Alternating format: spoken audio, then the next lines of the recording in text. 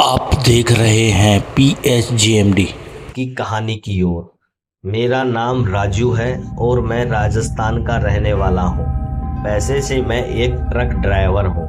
तो चलिए कहानी की ओर। ये घटना है सन 2004 की, जब मैं गुवाहाटी बेलतला से चाय पत्ती लेकर NH 107 के रास्ते जयपुर राजस्थान आ रहा था। गुवाहाटी का घुमावदार रास्ता वैसे तो बहुत ही मुश्किलों भरा था, मगर मुझे ड्राइविंग का लंबा एक्सपीरियंस होने के कारण उतनी दिक्कत नहीं हो रही थी। तकरीबन अभी मैं 60 की स्पीड में था कि तभी मुझे सामने से एक एम्बुलेंस आती हुई नजर आई। पहले तो मैंने उस एम्बुलेंस पर इतना गौर नहीं किया और ट्रक को एक साइड करते हुए उस एम्बुलेंस को पास होने के लिए रास्ता दे दिया। मगर जैसे ही एम्बुलेंस करीब पहुंची तो मेरी नज़र उसमें बैठे लोगों पे पड़ी जो बंदूक लिए हुए थे। उन्हें देखते ही मुझे समझने में देर नहीं लगी कि ये कोई एम्बुलेंस नहीं है, बल्कि वहाँ के अल्फा उग्रवादी हैं जिनका इस हाईवे पे आतंक फैला हुआ है। मैंने तुरंत ही ट्रक की स्पीड 80 के पार करते हुए उस एम्बुलेंस से आगे निकल गया। उस वक्त तो वो एम्बुलेंस पीछे रह गई, मगर कुछ ही देर में वो एम्बुलेंस फिर से नजर आई। मैंने अपने साइड मिरर में साफ साफ देख रहा था कि वो सभी एम्बुलेंस की खिड़की से बाहर बंदूक ताने हुए मुझे ट्रक रोकने के लिए कहे जा रहे थे। मगर मैं इतना तो जानता था कि ट्रक रोकने का मतलब था अपनी जान से जाना, और मैं ट्रक भगाता रहा।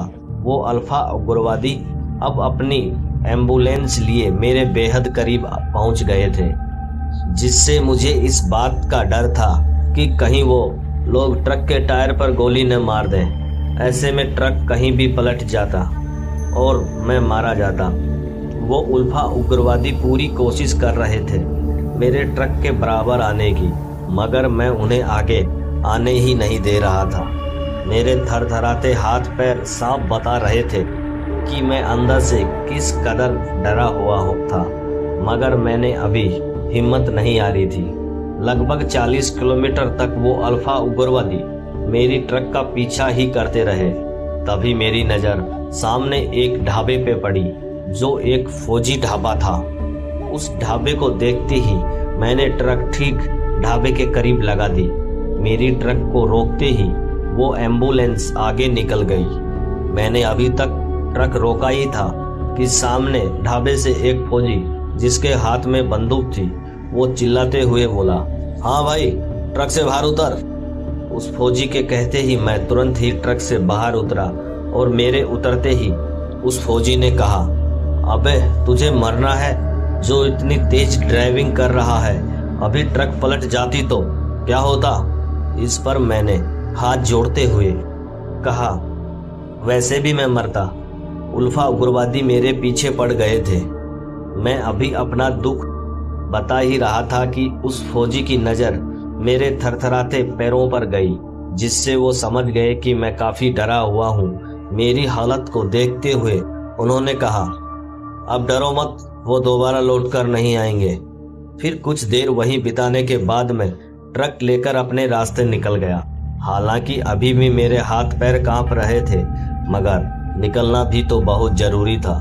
फौजी ढाबे से निकलने के बाद जब मैं करीब वहाँ से 40 किलोमीटर दूर आया तो मुझे ट्रक रोकना ही पड़ा, क्योंकि ट्रक का इंजन काफ़ी गर्म हो गया था और ऐसे में मैं और कुछ नहीं कर सकता था।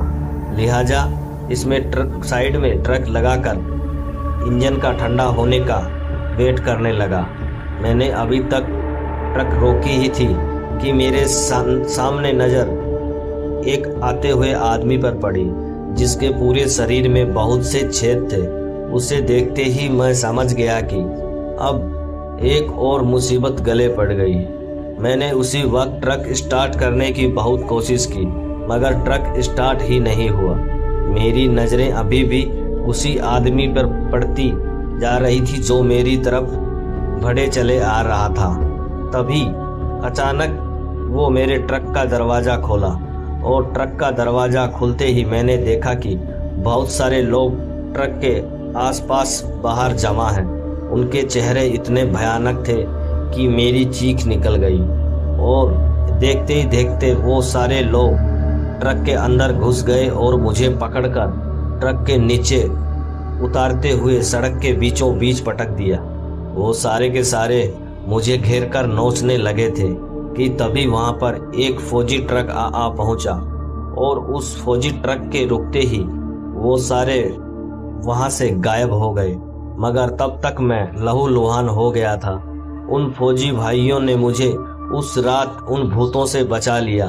रात भर मैं फौजी कैंप में ही रहा, जहां मुझे पता चला कि NH 107 पर इतनी वारदातें हुई हैं जिनमें बहुत सारे लोग मारे गए, जिनकी आत्माएं अब इस जगह पर फंस गई हैं और आने जाने वाले लोगों पर हमला करती रहती हैं। अगली सुबह मैं किसी तरह वहां से चला और सही सलामत राजस्थान जयपुर आ गया। माल की डिलीवरी दे दी और ये मेरी जिंदगी का पहला और आखिरी हादसा बन गया। तो दोस्तों, इसी कहानी